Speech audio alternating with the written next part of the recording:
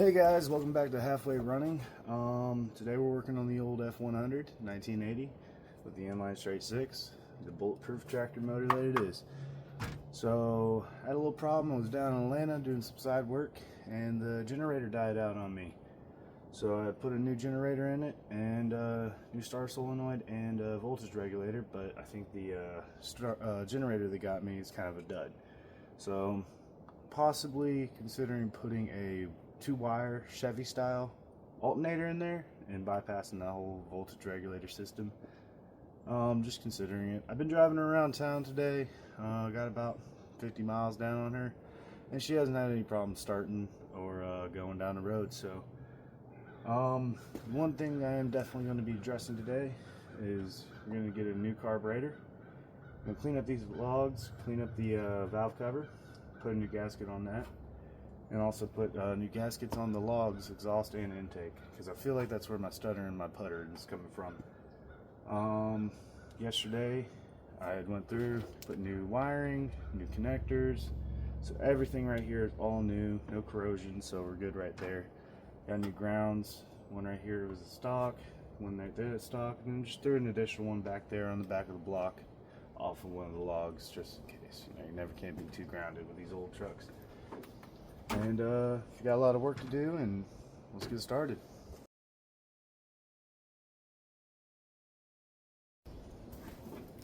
I'm going to use Kroll. Kroll's really good, especially with older bolts. You know, it seeps into it, loosens it up. Spray some Kroll on everything that I'm hitting today. I'm not sponsored by them, but I live by them. But if Kroll wants to sponsor me, you know, go right on ahead. I can use your products. So get back there, all the bolts, everything that's holding us up. Just a little spray on there. Valve cover, I believe, is going to be relatively easy just by looking at it. And to be honest, I feel like a lot of this is going to be a headache. But I signed up for the headache, so, you know, can't even be mad at myself. I can be mad at myself. So I got that curled up. I'm going to go ahead and tackle this carburetor.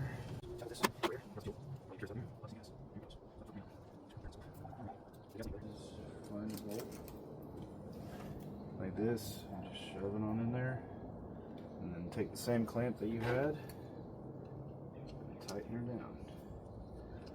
Because I don't care where you're at, gas is not cheap, especially when she runs premium. As much gas as I can preserve, save, better. See, ain't leaking out, so I can let that be. Alright, so there's 2 bolts that hold this on. They're both a 1/2 inch. And then we have, I believe, a hose going in right here, a vacuum hose.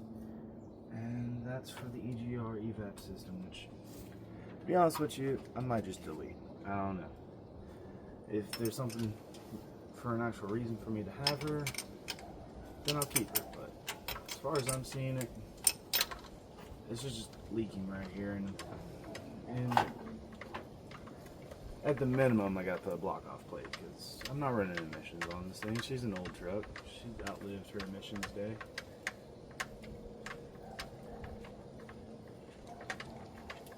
That off. Always keep good track of your bolts and nuts and hardware.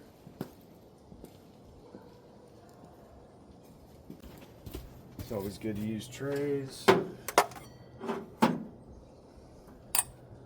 I personally find it to be helpful to have all my bolts at least somewhere. They don't have to be perfectly together, but you know, as long as they're grouped up by product, I'll be alright.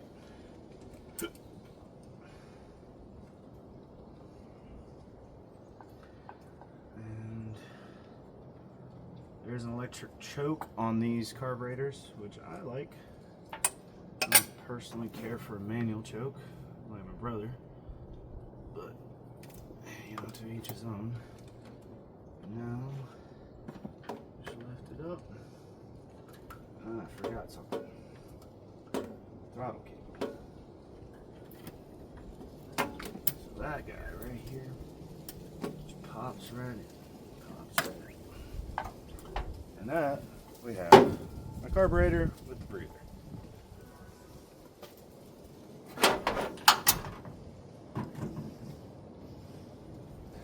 And I'll be replacing her with a brand new, nice and shiny, out of the box carburetor. So this is going to be a nice little shiny addition to this truck. Just plop it right there. Should be good to go. I'm going to have to reuse that gasket. Because for some reason I didn't get this gasket in the kit. But the gasket's homemade, so it should still be good. Let me get this out of the way.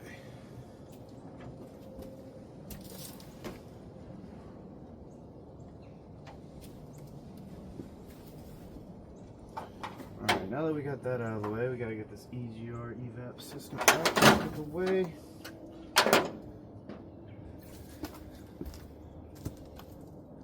And this just takes a little bit of crawl.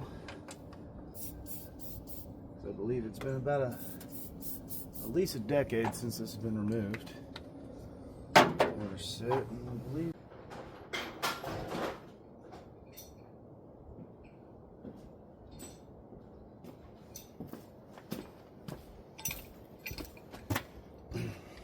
Now I got my good old trusty pipe wrench.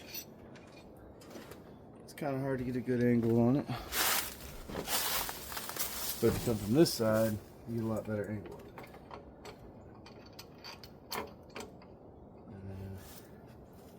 Should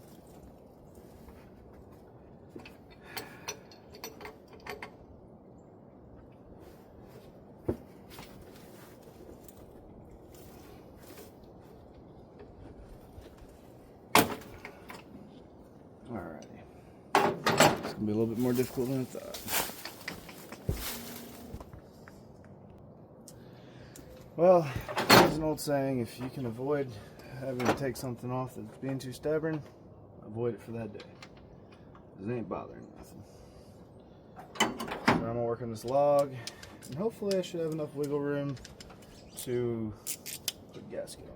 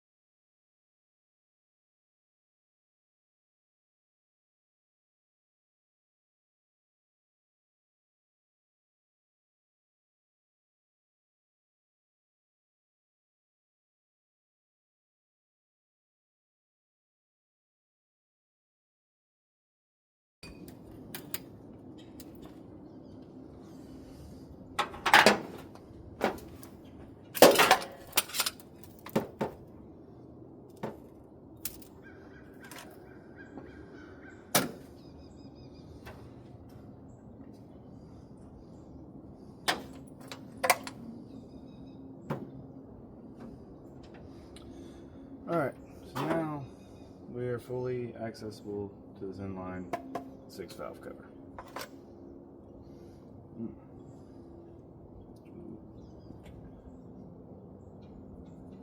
And she's definitely going to need to get some cleaning up, so I'm about to hop on that next. Box. gaskets from Felpro, part number 260-1006. Should be a complete rebuild kit, but as far as the head gasket is concerned, she's got good compression, so I'm not worried about her.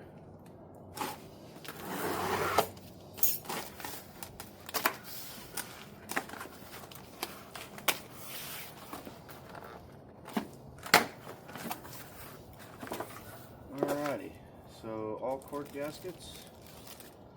We got some new exhaust, the logs, the intake log bushings right there.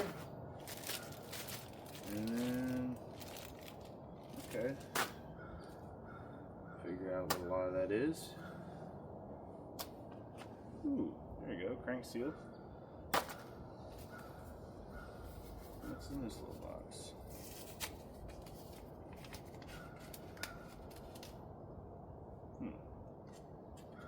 Smaller exhaust. Rear main seal. Couple of grommets. Timing case seal. I believe so. Looks like where it's cranked. Figure it out. I know this is the side plates, the push rod plates gasket. The square guy right there. And then we have what's most important is this guy right here. So let's get to work on that valve cover. As far as exhaust, we have the exhaust logs right here. Exhaust and intake is both on one. This is a very good quality one, thankfully. And just in case, if I ever need to rebuild the head gasket, here's one right here, which I highly doubt. These things last forever. And if I'm doing a head gasket on her, I'm going to end up throwing an upgraded cam and what else, ever else I can think of to put inside her. Give her a little bit extra oomph. So it's going to be a 1/2 inch all around, I believe. And should be relatively easy to take off.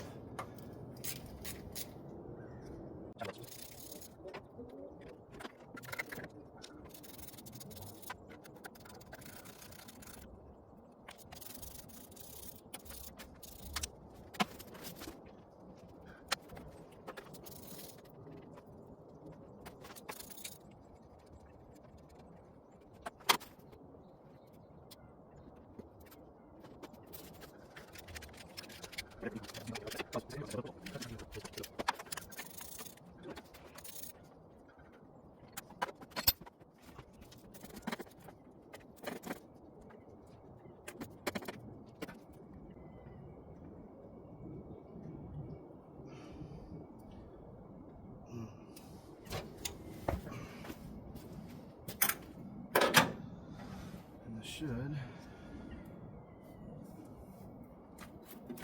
lift right up.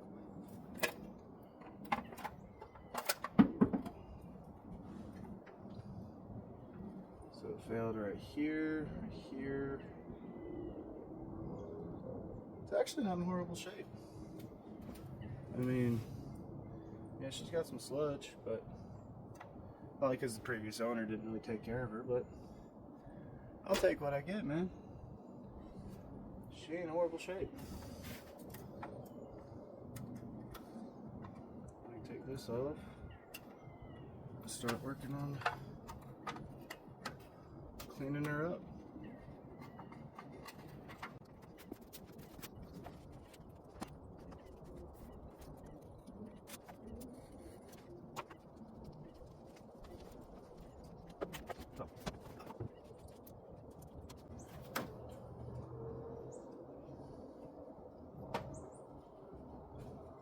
Take this valve cover. I'm going to clean out all the oil in her, all the sludge. Clean off all this old white paint, probably decades old, and give her a refresh essentially. Go through, clean up all this, and polish a pig. Let's get to it.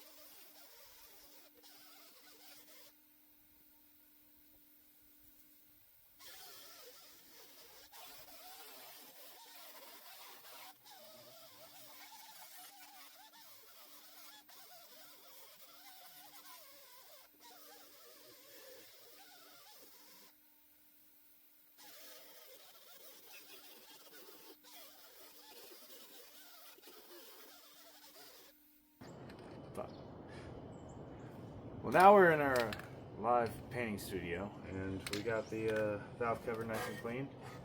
Good enough for government work. I'm not going for perfect. I'm just going for, you know, hey, somebody took some time to actually take care of this truck. Today we got royal blue. This is the closest to Ford blue, which I personally like. I know the purists are probably gonna be like, that ain't the real Ford blue. Whatever, you know, it looks good to me. So I'd give her 2 coats of this, and then a coat of clear, and let her sit.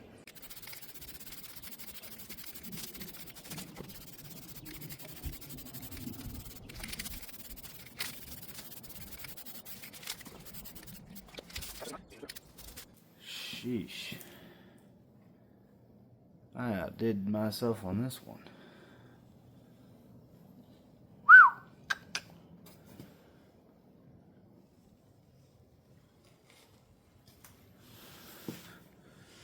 That is nice. You can see the metallics popping through.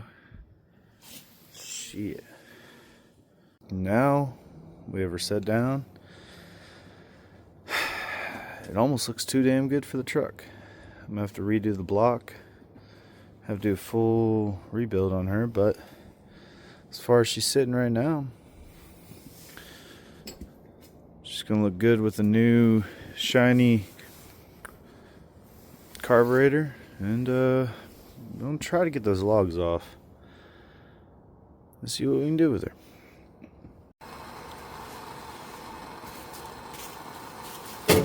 Oh, what a mighty fine evening it is. I got the old blowtorch sitting on this pipe. Made progress and was able to remove the EGR little spacer plate that goes for the carburetor. It was a little difficult, but now I'm removing this entire hose. This runs from the exhaust to the carburetor, which is the emissions thing, and I don't really believe in that. Pick up a couple of plugs from Ace Hardware, shove it in there, and bypass all that bullshit. Thread tap and die this all the way down, probably chopping, and make it to where the carburetor sits a little bit nice and lower, so there's less bullshit for the fuel to have to travel through. The cost is still removing this, but I wanted to handle that before I removed all this, because apparently Ford designed these to where the exhaust and the intake are together. Why? I don't know. But that's where we're at right now.